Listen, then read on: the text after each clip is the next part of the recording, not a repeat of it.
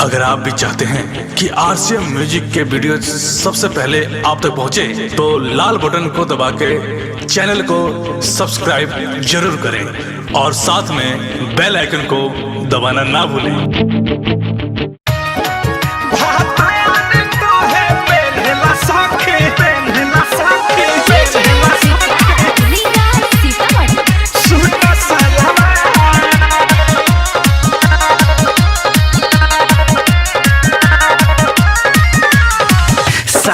छोड़वैले जब के लैले शादी नैहर में रहनी जैसे दे तबाया जादी शादी छोड़वैले जब के लैले शादी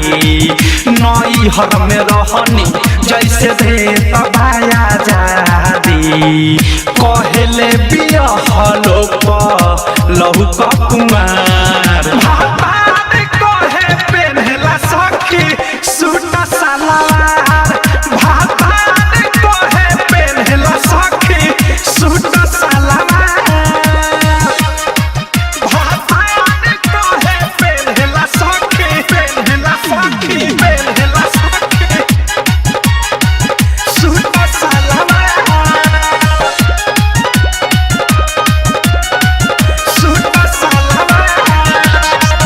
शादी किन के दिहले रहली महंगा महंगा माई सब खबाइन कर दोसर दिहले सब धरवाई दिहले सब धरवाई शादी किन के दिहले रहली महंगा महंगा माई सब खबाइन कर दोसर दिहले सब धरवाई इनका स्वभाव पर पिन के सासुजिया ससुर हो ओ तीन देवर औरी भासुर हो हुए खिसिया बाकी बड़ा कहते प्यार कहे पेन्हला सखी सूट सलवार भातार कहे पेन्हला सखी सूट सलवार